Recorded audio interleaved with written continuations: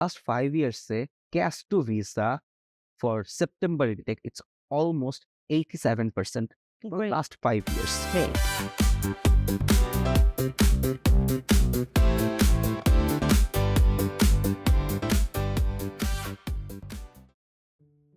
Hello everyone, welcome to the study trek podcast. আপনাদের সাথে আছি আমি সাফারা সরপদি এবং আজকে আমাদের পডকাস্টে আমাদের সাথে আছেন তাহমিদ হাসান আবেশ ভাইয়া। Welcome to the podcast. হ্যাঁ, thank you so much, thank you. And আমাকে ইনভাইট করার জন্য অনেক থ্যাংক ইউ আপনাদের সবাইকে একটা সুন্দর অ্যারেঞ্জমেন্টের জন্য। মোস্ট ওয়েলকাম ভাইয়া। ব্যাচেলার্সের যে রেস্টুরেন্ট আছে তারা হচ্ছে যখন অ্যাপ্লাই করছে ইউকের জন্য, ইদানিংকালে দেখা যাচ্ছে ইউকের ভিসা নিয়ে কিছু জটিলতার কারণে তারা প্রসিড করতে চাচ্ছে না, বা তাদের কোনো জায়গায় একটা ঘাটতি থেকে যাচ্ছে যে আসলে আমরা অ্যাপ্লাই করবো কি করবো না। সেই ক্ষেত্রে আপনার কি পরামর্শ থাকবে? আচ্ছা দেখেন, ফার্স্ট অফ অল পরামর্শ যদি বলেন, আমি তো ফার্স্ট অফ অল বলবো যে ইউকেতে তো সবচেয়ে best for the UG programs. দেখেন, আপনি আজকে কোন কোন ডেস্টিনেশন সিলেক্ট করবেন? Australia, Canada, USA, UK. আপনাদের চারটাকে তো আমরা একসাথে ধরে রাখি, ঠিক আছে? এখন এই চারটার মধ্যে ইউকে হচ্ছে আপনাকে শর্ট টাইমে আপনার ব্যাচেলারটা কমপ্লিট করবে, which is 3 years। Number 1। Number 2 হচ্ছে 1 বছর কিন্তু শুধু আপনার টিউশন ফিস সেভ হচ্ছে না, 1 বছর আপনার লিভিং এক্সপেন্সের কথা যদি চিন্তা করেন, 1 বছর আপনার লাইফের যে ক্যারিয়ার পার্সপেক্টিভ, যেখানে আপনার একটা ফ্রেন্ড ধরেন সে আজকে কানাডাতে গেল, সে আজকে 4 বছর লাগবে তার ব্যাচেলার কমপ্লিট করতে, সেখানে আপনি 3 বছরে কমপ্লিট করে আপনি চলে যাবেন আপনার ওয়ার্ক ফিল্ডে চলে যেতে পারেন, অথবা মাস্টার্সের প্রসেড করতে পারবেন। অনেক কিছু তো আপনার সেভ হচ্ছে, ঠিক আছে? সো এইটা অ্যাপার্টে যে আপনি একটা ভাইটাল কথা বললেন যে ভিসা ডিসিশন নিয়ে আসলে স্টুডেন্টদের মধ্যে একটা সন্দিহান। আপু, এইখানে আমি আপনাকে কিছু হেইসা ডেটার আপডেট দিই আপনাকে, ঠিক আছে? দেখেন, এইটা কিন্তু আমি বলতেছি, আপনি যদি হেইসা ডেটা অ্যানালাইসিস করেন আপু, ঠিক আছে, যে এরা আপনাকে অ্যানালাইসিস করে দেয় যে ভিসা কিভাবে আসতেছে, কোন কোন ইউনিভার্সিটির স্টুডেন্টগুলো বেশি যাচ্ছে, ইউনিভার্সিটির ভিসা ভালো হচ্ছে, বা ইউনিভার্সিটি না অ্যাকচুয়ালি কোন কোন ইনটেকে ভালো ভিসা হচ্ছে। আপনি এই অ্যানালাইসিসগুলো আপনি সবকিছু পাবেন, এবং এখানে দেখবেন কোন ইউনিভার্সিটি কোন বছর কতগুলো এনরোলমেন্ট করেছে, ও এক ইউনিভার্সিটিকে এক ইনটেক থেকে পরের ইনটেকে কত পার্সেন্ট জাম্প করছে, সবকিছু আপনি everything will be there. So আমরা যদি লাস্ট 5 years-এর আপনি ডিসিশনটা টান দেই আপু, ঠিক আছে, তাহলে আপনি দেখবেন কি ক্যাশ টু ভিসা এই যে পার্টটা আছে, ঠিক আছে, সো এটাকে আপনি 3 ভাগে ভাগ করেন। একটা সেপ্টেম্বর ইনটেকের জন্য, একটাকে জানুয়ারি ইনটেকের জন্য, একটাকে মে ইনটেকের জন্য।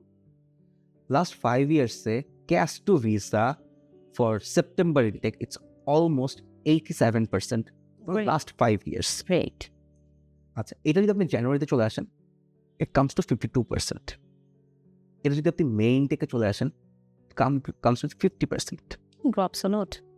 সো আপনাকে প্ল্যান করতে হচ্ছে যে ওকে ফাইন, সামনে তো সেপ্টেম্বর ইনটেকটা আসতেছে, ঠিক আছে? সো এইটা তো হিউজ চান্স।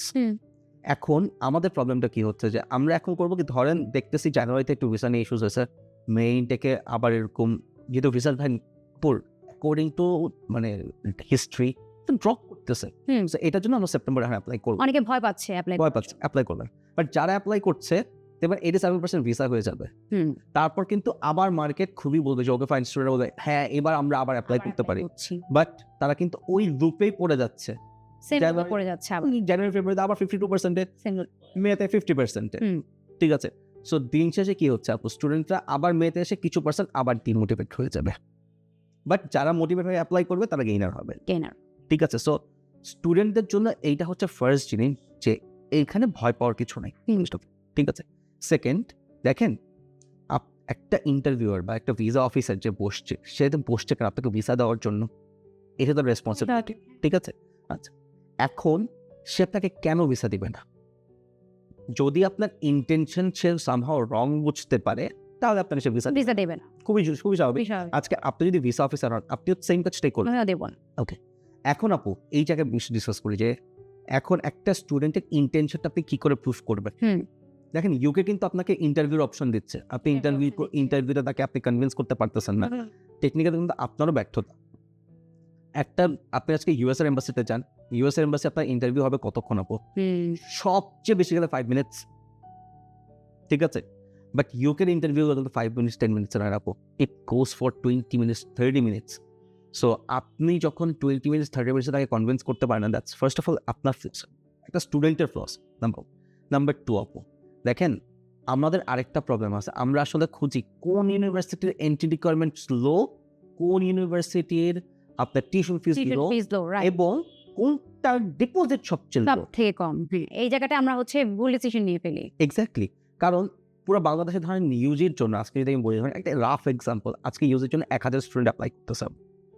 1000 জনের কিন্তু মাইন্ডসেট হবে, 1000 জনের মধ্যে 800 জনের মাইন্ডসেট থাকবে সেম। সেম সো 800 জনে কিন্তু সেম এক জায়গায় অ্যাপ্লাই করবে, কারণ এই যে অপশনস যেগুলো আছে, যেটা কম টিউশন ফিস, কম ক্যাশ ডিপোজিট, ঠিক আছে, এবং রিকোয়ারমেন্টসও কম, কম এই যে জায়গাটা আপু, এখানে কিন্তু 800 জন অপশনসও কম, 800 জন তো যেতে সেম জায়গা, ফার্স্ট স্লটেই বাদ পড়তেছে, কারণ সবারই ক্যাশ পেমেন্ট আছে। ধরেন মানে এই রিকোয়ারমেন্টসে 5টা ইউনিভার্সিটি মিট করলো, এখন তারা 5টা ইউনিভার্সিটির জন্য তার সিট আছে কত, ধরেন আমি যদি এবারে যে কাউন্ট করি, মানে 100 করে ধরি, তাহলে 500 অ্যাপ্লিকেশন করতেছে, 800, 300 কিন্তু এখান থেকে বাদ হয়ে যাচ্ছে।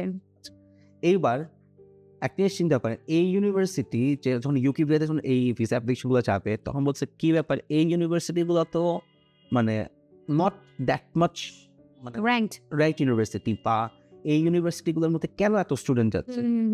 তো যখন ইউকিভিএ এটা অ্যানালাইসিস করবে, সে তখন কি দেখতেছে যে এই ইউনিভার্সিটিগুলোর পিছনে যাওয়ার পিছনে হচ্ছে ক্যাশ ডিপোজিট কম, অল্প অ্যামাউন্ট ডিপোজিট করছে, বা রিকোয়ারমেন্টস কম, এর জন্য তখন কি একটা ইন্টারভিউয়ারের প্রথম মাথায় এটা কোশ্চেন আসবে না যে স্টুডেন্টের ইন্টেনশনটা কি? ইন্টেনশনে কোশ্চেন আসবেই, খুবই স্বাভাবিক ব্যাপার। খুবই স্বাভাবিক।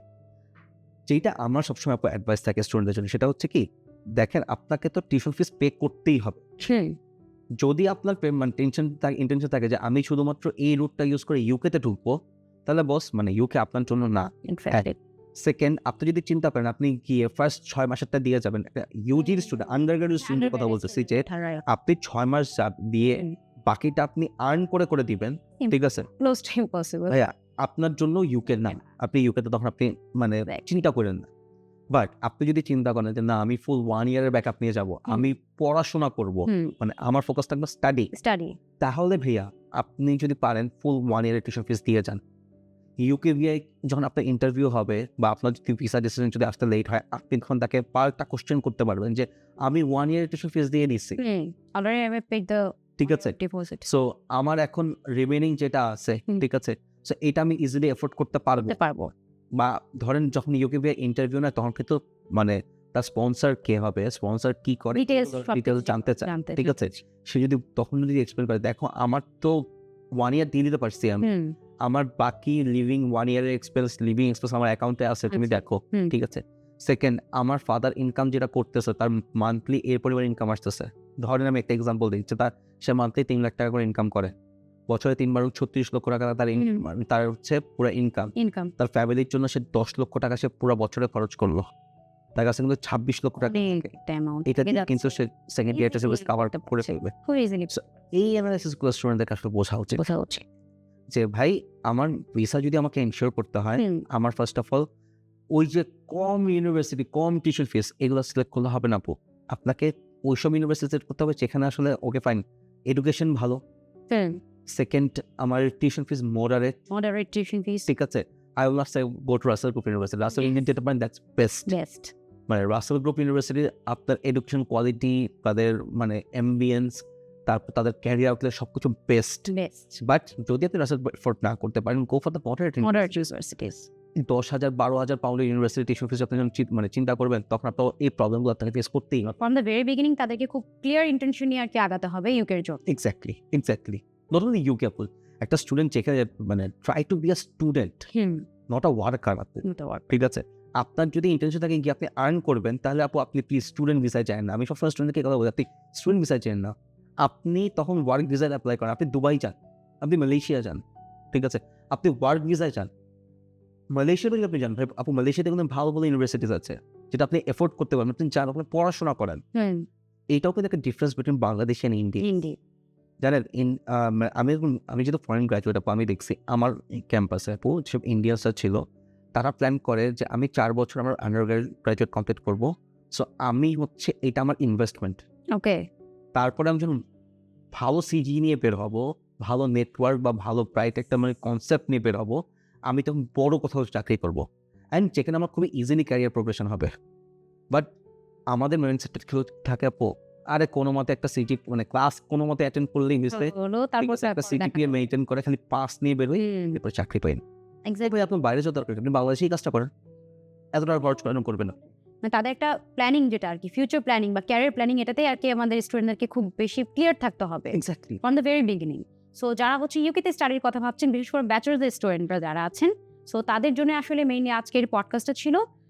আপনার কি যে কথাগুলো ভাইয়া অলরেডি বলেছেন, যে যে পয়েন্টসগুলো নিয়ে আপনাদেরকে চিন্তা করা উচিত, সেই পয়েন্টসগুলো ভেবে দেন হচ্ছে আপনারা ইউকের জন্য প্রসিড করুন। এবং আশা করছি যদি ওই পয়েন্টসগুলো মাথায় রেখে আপনারা প্রসিড করেন, ইউকে ভিসা ইনশাল্লাহ আপনাদের কাছে চলে আসবে, বা হচ্ছে আপনারা ইউকে ভিসা পেয়ে যাবে। So that was all for the podcast. Thank you all.